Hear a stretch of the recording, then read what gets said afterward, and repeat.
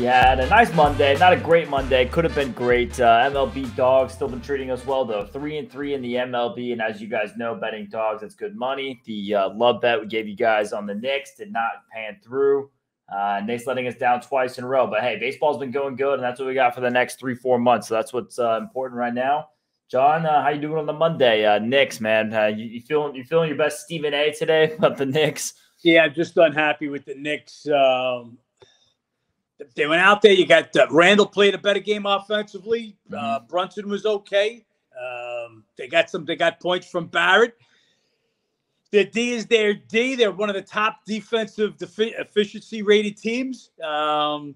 Just Miami beating them. They beat them on the boards. They beat them on the offensive boards. Knicks even outshot Miami last night, but Miami, again, like I said, made a few more threes. And they got the big boards, and that's what the Knicks beat the Cavs with in the first round. Was on the boards. Defense is there. They're just not putting the whole package together. Really, really surprised in that game last night, and both games actually. I've got I just was telling Ben prior to coming on air, I've got the Heat now rated higher than at any time this year, and I'm talking significantly higher, and higher without their best shooter in Tyler Hero. So, yeah, I know Butler takes it to another level, and then last night, Bam was he played his game. He was good last night. So where I got the Heat rated, again, just a playoff Jimmy, I guess, chalk it up. We'll see if they can wrap it up. But, yeah, that was a tough one. But as you said, baseball, I had a guy DM me. Oh, you just bet the biggest dogs and hope some win. Yeah, okay. So we didn't bet the Marlins, which was the hot side against Galen. We didn't bet the A's, which was the hot side against the Yankees. We don't bet dogs blindly. Bet the dogs that have a shot. What would I call a live underdog? What a live underdog is. We're talking about the Tigers Guardians yesterday. So I believe going into yesterday, Tigers had scored 5 or more runs in 5 of their last 6 games. Guardians had scored 3 runs or less. I believe it was 6 of their last 7 games. One team scoring, one team not. Yes, Guardians had a little bit of an edge with pitching, but as I told you guys, if you listened yesterday, BB had the good fortune of facing the Yankees without Judge and the Rockies, who bat 224 on the road. So he had 2 easy outs, so he looked really good. Didn't look so good yesterday. Tigers got on him. They were a live dog. Nationals, they were a live dog. Scored 17 runs in their prior 2 games. Down to their last outs in the 9th inning. Boom, they come back and beat Arizona. 5 in the first. Jump all over them in the first. Nationals, 17 runs in their last 2 games against Arizona.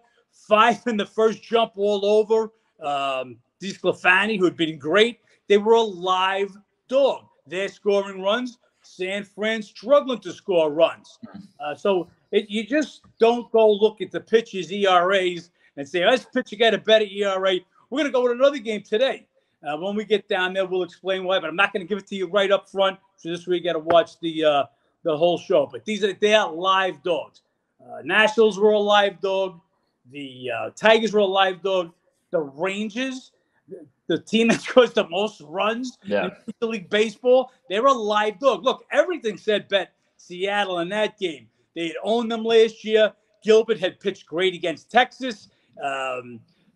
Texas, not so much against the Mariners. But there was just an overlay, and it was too far of an overlay for the team that scored the most runs. As a matter of fact, the Sharp guys came in and laid against me in every game yesterday. They laid the Mariners. They laid the Guardians. All those numbers went higher, but we took them down in those games. 3-2, what I gave you guys. We went one game, was a late game that we went with the Cubs. Shops were all over St. Louis, and they've just been riding St. Louis throughout that whole losing streak that they had. They've been on them the last couple of days. They brought that number all the way down, and then when Arenado was announced that he was going to be out, I thought it was low enough that there was some value in Stroman. Mikolas has been pitching better. He did pitch a good game last night. So 3-3. Cubs actually were a small favorite. but three big dogs. We took 195 on the Nationals, 176 on the Tigers, 142, I believe it was, on Texas. These are big dogs. This is how you make money. Yeah, I'll go 3-3 every day with three dogs like that. And we got another big card with lots of live dogs to look at again today. First one on the card, John, is Rockies and Pirates. That was one of the live dogs yesterday. Didn't get it going with the bats, but this Pittsburgh team's still not scoring. Just 2 runs is the max they've scored in any of their last 8 games. They do snap the 7-game losing streak. Colorado right now 2-2 on this trip, scoring 4.5 runs per game. Want to keep back in this Rockies team. Tough, though, when you have Seabold on the mound. He's just coming in. He had 1 start after his 7 relief outings this year. He gave up 3 runs on 3 homers in 5 innings. And then you have Ortiz. He made 4 starts last year. Really wasn't good in the last 3 of them. He ended up giving up 9 runs in 16 innings. He'll be making his first start this year. He's been solid in AAA. To me, it's still Rockies or nobody. Don't want to be back in Seabold, but Pittsburgh's not scoring, and I feel like between the battle of 2 bad pitchers, we might see Colorado's offense get going a bit more. They were a live dog yesterday. They were a live dog today. Why are they a live dog? They had won. What did they? They were, I believe, 6-1 coming into yesterday. Mm-hmm. While Pittsburgh, it's just they can't score. They didn't score yesterday either. Colorado, both teams had pretty much their ace on the mound. But in that case, with that big number, I would have rather had Colorado. It was a war. I think Pittsburgh finally broke through in the 7th. Nothing game. Today, different story. Yesterday was the both aces. Today, Pittsburgh's bringing up Ortiz. He's made a few minor league starts this year. Seabold, a relief pitcher till he made his last start. They hit 3 home runs off him, I think, his last start. He was crushed all year last year as a starter at Boston with the Red Sox. Want no part of him, but it's Rockies or nobody, again, because Pittsburgh is having a problem with the bats. Then it's Mets at Cincy, Scherzer versus Weaver. Clear pitching edge to Scherzer, but he's been struggling a little bit. In his return, he gave up 6 runs in 3 1/3 at Detroit. He apparently is dealing with a shoulder issue, says he's not declining in his injury. He's not moving backward, but he's still slowly moving forward. So take that for what you will. He did have a good start at Cincy last year when returning from an injury. Weaver's been miserable. 3 starts, 14 runs in 16 innings. Can't back that. It's Cincy or nobody. I mean, I feel like Mets are overpriced. Scherzer's overpriced. What are you going to get out of him? Just really tough to find, you want to call it a live dog there with Weaver on the mound. So you're going to need those bats going for Cincinnati. Mets have been struggling. They're hitting just 205 this week, scoring 2.5 runs per game. Cincy or nobody, just tough to back Weaver. Can't back Weaver, and that's the only reason I jump on this game from the overnight. The overnight price on this came out. Mets 205. Ridiculous. They're terrible. Scherzer in his first game back from the suspension got banged around. Detroit took him yard back-to-back, guys. The first time Detroit went back-to-back the entire year. No reason in the world to bet the Mets. Only could take, and if Cincinnati had just about anybody else on the mound, I'd take him. But Weaver's he's batting practice. This is a huge game. I mean, huge. It's a must game in May for the Mets. They're struggling bad. They've got their ace, one of their 40-year-old aces on the mound. They've got to beat, let's call it, the worst team in the National League, Cincinnati Reds, after losing 2 out of 3 at home to the Rockies. Do or die game really for them in May. They've dropped to under 500, but there's no way in the world you could lay this price. Reds are nobody if you could hold your nose with Weaver. Look, the Sharps already killed it. They were taking 188. This game is down right now anywhere from 165 at Jazz to 174 at Circa. So it's everybody's on the Reds here, all the sharp money. Again, I just can't see backing Weaver. So we have Dodgers at Brewers. Brewers get the 9-3 win yesterday. Rockies and Dodgers, similar paths right now, both 2-2 on their current trip. But like the Rockies, Dodgers 8-2 their last 10. They've been playing some good baseball. Brewers, they come in. They've now won their last 2, scoring 8 runs per game after the 6-game losing streak. Syndergaard versus Lauer. Now, Syndergaard has been brutal on the road this year. 2 really bad starts on the road. He was bad on the road last year. And then for Lauer, for the Brewers, his last 2 starts been bad. He gave up 8 runs off 12 hits and 7 2/3. I want to take the Brewers as a home dog against Syndergaard. Just Dodgers been playing good baseball. So Lauer hasn't been looking good enough. Typically, he's a guy who's a bit better at home, too. Slightly into the Brewers in this game. I want to stay away from this Dodgers team right now. They find a way to put up runs, and Lauer's been giving them up. Yeah, they really haven't been putting up runs these last few games. Dodgers now 2-2 on the trip, and that started at San Diego. Remember the last game Sunday night in San Diego?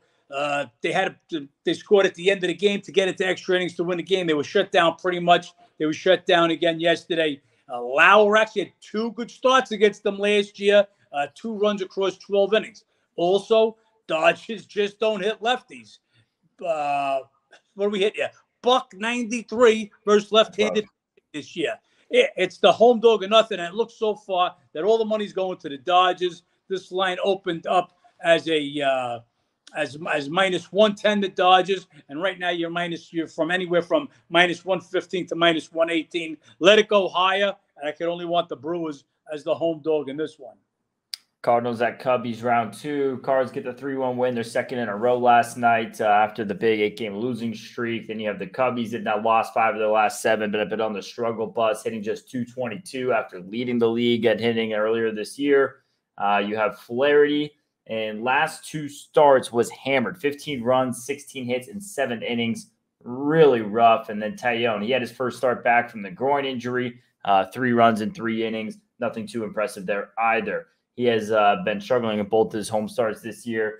This is a weird game to get a read on for me. I have a slightest of leans here to the Cubs between the 2 pitchers, one in a second start back from an injury, and Flaherty's been miserable. I'll give a little slight edge there to Taillon. But really a game either pitcher could show up with a gem out of nowhere. Tough to get a read. I'm staying out of this one.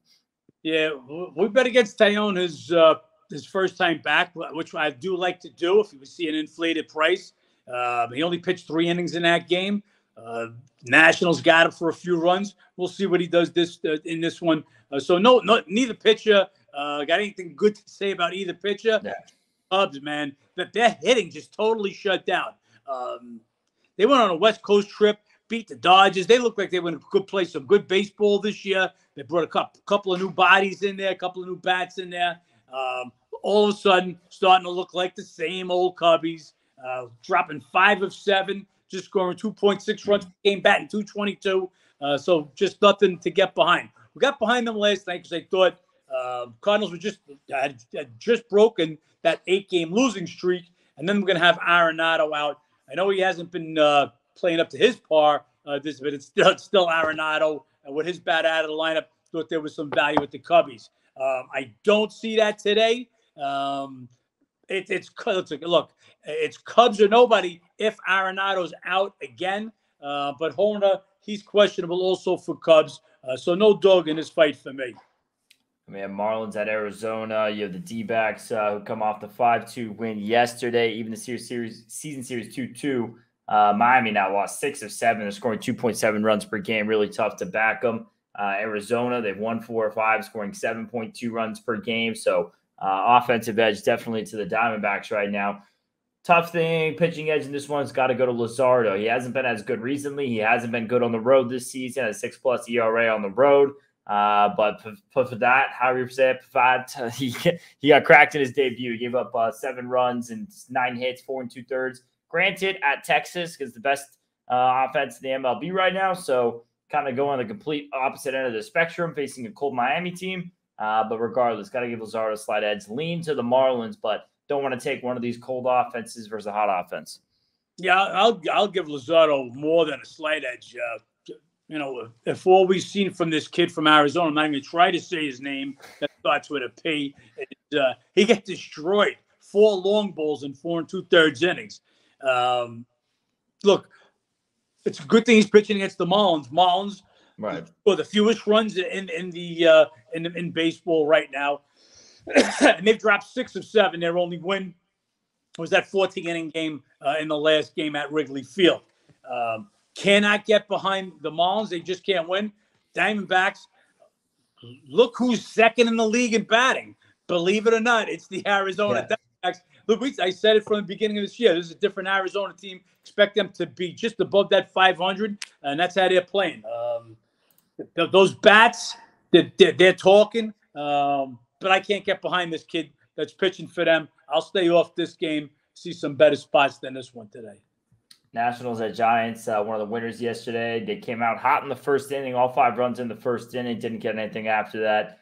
They've now won 5 of 7, scoring 4.6 runs per game. Giants have dropped their last 2 after the 4-game win streak. Corbin versus Webb. Corbin's coming off a quality start, allowing 2 runs in 7 innings. Webb, he's coming off 3 quality starts. He's really starting to find rhythm. He's been better at home, 1 and 2, 2.29 in 3 starts. This has got to be Nats or nobody, though. So slight pitching edge, or decent sized pitching edge, obviously, to Webb. But this Nats team is hitting right now. Giants starting to struggle after the win streak. And Washington, like you said earlier at the start of this, been a live dog, continuing to be a live dog. Corbin been serviceable, unusable, unbackable last season, but he's been serviceable. Might just get a good start out of him tonight. We actually talked about this. I probably was maybe Webb's last thought out. Bennett showed he had pitched in some bad luck earlier. Still had a big strikeout to walk ratio. The last 3 starts, he's got himself right. Look, Webb's a really good pitcher.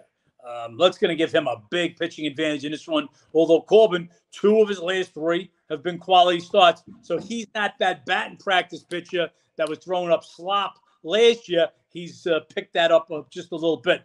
But as we said, why the Nationals were a live dog yesterday? They scored 17 runs in the 2 games prior, so now 22 runs in their last 3 games.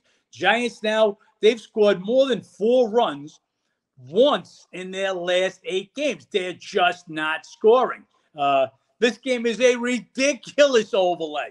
So this game opened up 215 on the overnight and has gone nowhere but up. It is now pretty much 240 just about everywhere. Circa is the lowest at 235. So this game is going like this. It's Nationals or nobody. Webb, granted, I'm going to give him a big pitching advantage, but they're just not scoring. Nationals are. There's no way as we said it yesterday, the San Fran is not a 500 team.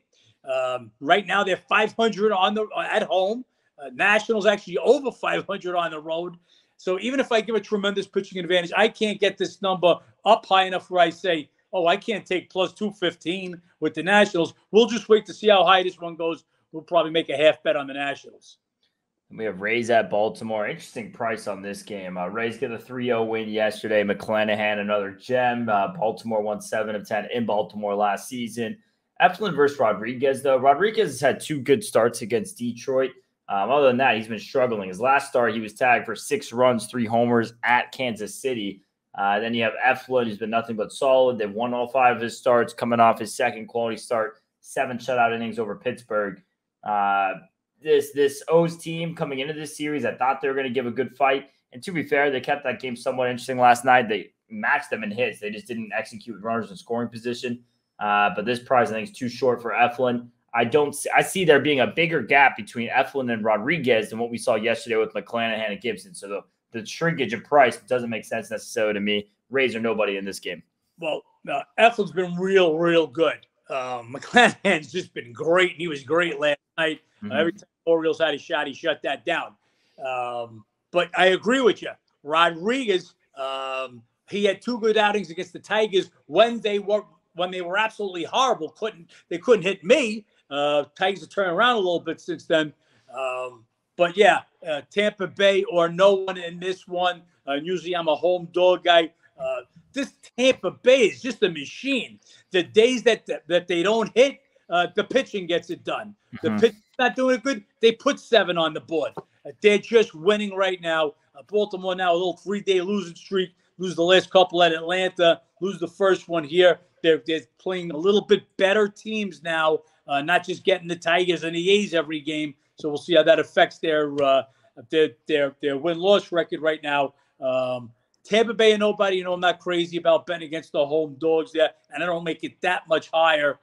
Actually, they laid this a little bit. Minus 125 was the overnight. You're looking at probably minus 130 most of the books now. I'll stay off this one. Just jump back up to Detroit, Cleveland, Ben. You missed that one as we come down the list. Yep, Tigers at Guardians. Didn't even miss that one. Tigers 8-2 win yesterday. Another one of the big dogs that hit. Guardians, they did do well in this matchup in Cleveland last year, but Tigers now 1 of 3 or 4 this season. Lorenzen versus Bieber. Now, Lorenzen's had 4 starts, 2 of them absolutely abysmal. Gave up 11 runs in 10 innings. The other 2, very good, 1 run in 12 innings. So what are you going to get out of him today? He is coming off a quality start against the Mets. Then you have Bieber, who's just been nothing but quality starts. 6 of his 7 starts been quality starts. Last 2 runs in 15 innings pitched. He's been very good. He was decent against the Tigers last year, 2-2, 2.60. And that's with a 29 Ks, 6 walks. So good history there for Bieber. He's been great this season. Obviously, Cleveland's ace. Tigers batch is doing more right now. So this is Tigers are nobody. I'm not jumping out of my seat to back Lorenzen versus Bieber, but at the same time, this Cleveland offense not scoring enough to be this big of a favorite. If Lorenzen comes with one of those good starts, this is going to be a very competitive game. Lorenzen reminding me here of Anthony Davis, one good one, one bad one. So bad one, good one, bad one. Last one was a good one against the Mets. Killed me because we wanted to bet against the Mets and a doubleheader that day with the Tigers. Just couldn't pull the trigger with Lorenzen, and I believe Wentz. And Tigers wind up sweeping the Mets to actually really start putting them in their tailspin. But in this one, so you got to give a huge pitching edge to Bieber in this one. But if Lorenzen comes with a game, look, Cleveland can't hit. I can't believe how bad Guardians hitting is. So stats on the Guardians hitting. Guardians are hitting 192 this week, scoring 2.2 runs per game in their last 6. They're 29th for the year, scoring 3.54 runs per game, and 29th batting 223 this year. This can't be another 200 favorite. This is why we bet against them yesterday. That's why we'll be betting against them again today. Same kind of scenario as the Nationals, San Fran. This game is sitting right now at about 200. We'll see how high it goes. We'll be making at least a half bet on Detroit, depending where it closed, and just crossing our fingers, hoping that Lorenzen could put a second good game against. Look, you couldn't want better going against this as bad a hitting team as is out there. So just when one team's not hitting and the other team is, you could still like the team that's not hitting if they've got a pitching advantage, which Bieber does. But this is extreme as far as the hitting advantage. Tigers now, let me give that stat out also. I think we talked about it just before, but Tigers now 6-1 in their last 7 games, and they've scored 5 or more runs in 6 of the 7. They're scoring, while the Guardians now 3 runs or less in 7 of their last 8. It's worth taking the number. Now, Bieber's supposed to win, just like San Fran and Webb's supposed to win. Yes. But it doesn't equate to the number. We're all about the line. So if the line keeps going up, we'll be betting those 2 tremendous dogs. Speaking of lines that are way off, Yankees and A's. I mean, this big number here for the Yankees at home with Schmidt on the mound. They do get Judge back today. That lineup, similar with we kind of saw with the Dodgers, right? They had all their maternity leaves. They get some guys back. The offense starts coming back together. Yankees been playing good baseball. They won 4 of 6, scoring 4.8 runs per game. They get Judge back in the lineup. Maybe they start to go on a little bit of a run here. Pitching match is just horrible, though. It's Rucinski versus Schmidt. Schmidt last year versus Oakland, 4 runs in 4 1/3. He's coming off a decent start against Cleveland, but outside of his starts against Cleveland, he's been getting roughed up. It's Oakland or nobody for me. I actually lean a little bit more to the over in this. The Sharps have been betting down. The under on this game, not exactly sure why. You have 2 pitchers who are kind of destined to get blown up. The A's out there leading the MLB in overs this season. Ruscinski, his first 2 starts this year, 10 runs, 15 hits, 9 1/3, not getting it done. A's or nobody, John. Yeah, I can't get behind Ruscinski. I can't get behind the A's. 5-13 on the road. I've said it a few times. They're set for a historical bad season this year. Laureano, he came out of the game with concussion. One of their outfielders, one of their few major league quality players. Judge coming back today, so he may have a little rust after missing the last 10 days, but they need that bat in the lineup. Even if he's a decoy and gets a couple of walks, just the threat of having him, that gets other guys to see better pitches. Yep. And that's the trickle effect when you get your big hitter back in the game. The number is 240 for a reason, Yankees have won 6 of the last 8 meetings overall, 8 of the last 9 in New York. A's are terrible. Just don't want to back them even at this price. They had a better pitcher going, but this kid in his first 2 starts since coming back to the majors since 2018 have been ugly. And it's White Sox at Royals. Royals get the win last night. They're now 4-16 at home, so climbing up that ladder a little bit. You have White Sox now. They come in. They're 2-2 on this trip. 6-14 on the road this year, scoring 7.5 runs per game on this trip. You have Giolito versus Lyles. Giolito, 4 of his 5 starts been quality starts. He's been great. And then you have Lyles. They've lost all 7 of his starts. So big pitching edge here to Giolito. 2 starts Lyles last year against the White Sox was decent. Royals bats kind of keeping up right now, but not a spot I want to back them. I said it yesterday. With Greinke on the mound at home, that's about a 50% win right there for Kansas City, usually getting dog money. I'm okay with delaying that every single time. Lyles, different situation. I want no part of it. No, Lyles has been horrible. I mean horrible. What do we got here? His last 2 starts, he's given up 15 runs in 9 innings. You just don't want to back that. Giolito back to being the White Sox ace. Cease just not pitching great for the White Sox. Giolito, he's turned the clock back a little bit. Really solid. What does he got? 4 of his last 5 have been quality starts. 2 of those were against Tampa Bay. You know you're pitching good. Royals, huge day, 12-5 yesterday. White Sox had the big day the day before, crushing Cincy. I think it was 17-4. But they have the right line on this one as far as I'm concerned. They open the White Sox 145, and that's where it is. I mean, that has not moved. That kind of tells you they had the right number on that. That's what I make the game, 145. Don't want to touch it. Then we have game of the night, Astros at Angels, Valdez versus Ohtani on the mound. Pretty good pitching matchup. You have the Angels. They get game 1 yesterday. Astros did win 7 of 10 in Anaheim last year. Houston not playing good right now. Lost 5-7, scoring 3 runs per game, hitting just 194 this week. Angels, meanwhile, they've won 6 of 8, scoring 5.6 runs per game. One of the things I said yesterday was this Angels team has to take advantage of Houston playing this bad right now. They have to get wins on them while they can. So far, they did it with game 1. Ohtani has not looked so good his last couple of starts. What is it? 9 runs in 11 innings, 4 homers. If this Astros team was hitting at all right now, it'd be all over Houston. Still don't agree with this price. Astros are nobody. I think Ohtani's a bit overpriced. Maybe it is a bounce-back start. He did own them last year. Nonetheless, I want no part of Ohtani and his struggles last couple of starts, although they had the offensive edge, and you could even argue a pitching edge. Ohtani owned them. I mean, a 1.21 ERA with 45 to 6 strikeout to walk ratio. Yes, if Houston was hitting, I'd be all over them, even with those stats, because you got Houston's got Mr. Consistency, Mr. Quality Start himself, yeah. Valdez on him out, so you know what you're going to get out of him. 1-1, 3.91 ERA, including 2 quality starts at LA last year. But as Ben said, Houston just not hitting. And not only is the Angels hitting, they're hitting 293 versus lefties. So, yes, I don't make Ohtani this high, mainly because of his 2 rough outings the last time out. But because he owned them so much, pitched so well against them last year, just find it hard to back Houston. If the price to go higher, then we'll be looking at Houston only. Houston and nobody.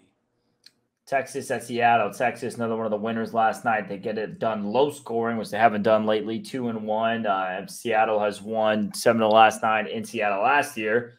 Texas coming in, winning 3 straight, scoring 9.3 runs per game, 7-2 their last 9. Offense firing in all cylinders.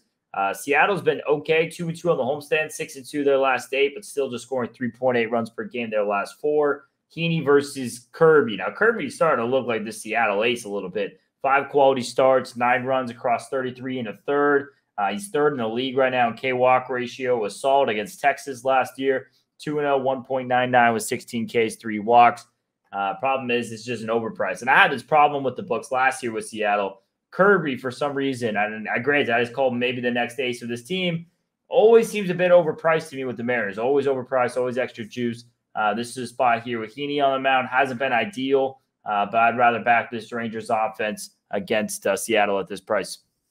Okay, so we're not going to say Kirby's the ace because Castillo has got to be the ace on this half. He pitched great against them last year. 2-0, 1.99 ERA in 4 starts versus the Rangers. So, look, we talked about Rangers just not getting any respect. We were on the Rangers Sunday when they had Perez, a top pitcher, as a dog against the Angels with Suarez. Again, yesterday, we bet the Rangers during the day, and they came on and bet the Mariners. They bet right against us that this line went higher. Look, last night, classic pitching duel. Mariners get 1 in the first. It's a 1-0 game the whole way, and I'm waiting. I'm like, all right, when is the highest scoring team in the major leagues going to break through? They finally did get a couple of runs, win it 2-1. But here, look, Kirby definitely gets the pitching edge. Mariners owned the series last year, winning 7 of 9 in Seattle. So they got the pitching edge. Haney pitched horrible against them for 2021. He got crushed. Everything says Mariners, but it doesn't say it to make it this price. Again, they feel this line is too high. It came out at minus 145. All the money's gone to Seattle. The short money, we're as high as minus 163 at circa 165 at DraftKings. But again, DraftKings are 20-cent line, so they're always going to be higher. So this game is just too high. We'll wait for it to go higher. They bet against Texas Sunday. They bet against them yesterday. They're going to bet against them tonight even more. The line goes higher. It's Texas or nobody. Seattle's having a rough time hitting. They're scoring runs, but Mariners, 28th in hitting, 223 on the year, and batting just 197 versus left-handers. So maybe Haney gets a little break here against this weak-hitting Mariner offense. And J.P. Crawford, the shortstop, he was a late scratch last night. He'll be questionable today also.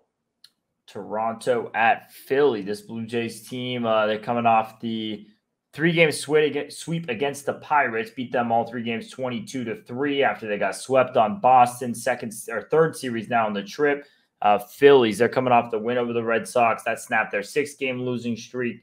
Manoah versus Nola. So Manoah gave up 5 runs his last start, struggling a little bit, but he has been good on the road. He's 1-1, 2-2 in his 2 road starts. Then as far as Nola goes, he gave up 4 runs in 6 1/3 against the Dodgers. Prior to that, 3 quality starts as he allowed 7 runs, 6 earners, and 21 innings. So slight lean here to, or actually pretty heavy lean to the Blue Jays. I'd give them Manoah the pitching edge. Hasn't been looking great. I'm expecting him to take strides forward. He's been better on the road. We'll see if he continues to find stride. Offensive edge definitely to Toronto. Even in that 4-game sweep they had at Boston, they were still scoring with them toe-to-toe. Just Boston was just hitting the shit out of the ball. They won 3 last 4 meetings, so Blue Jays are nobody, John, for me. 2 of the top 2 pitches of it's Manoah and Guzman on Toronto, and Nola, Wheeler on Philly. So 2 of your top pitchers for each team going. They each had a little bit of a rough start there last time out where they were started to put it together in prior starts. Still good pitching matchup here.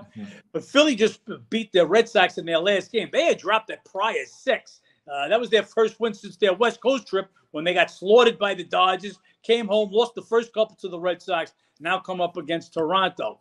Toronto, as Ben said, just destroyed Pittsburgh and us over the weekend. So they're catching their footing again. I'm all over Toronto in this one, depending on Vlad Guerrero. He missed the last 2 games. Toronto won without him, but I will wait to see. If he's out of the lineup, this line will go even higher. We'll take the men. If he's in, we'll try to get that. If you remember, look, that's the thing. You guys that want to watch the show and not become a member, there'll be bets that you won't get that we make afterwards if a line goes to a certain spot or the lineups, we get the lineup changes. So Vlad Guerrero, we'll be looking to see if he's in the lineup. It's Toronto and nobody, just a big number. This game has gone from minus 110 Philly to now as high as 135. So Toronto and nobody, we'll wait to see if Vlad is in. The Red Sox team going on to Atlanta, coming up playing both those teams. They lost that last game against Philly, which snapped their 8-game win streak. Still scoring 6.7 runs per game their last 9, hitting a league best 315 this week. Then you have the Braves. They're coming off a win against Baltimore. They played pretty good in that series. They've won 5 of their last 6. They're scoring as well. Pivetta versus Morton. Morton's been decent. He had 4 runs and 5 1/3 in his last start.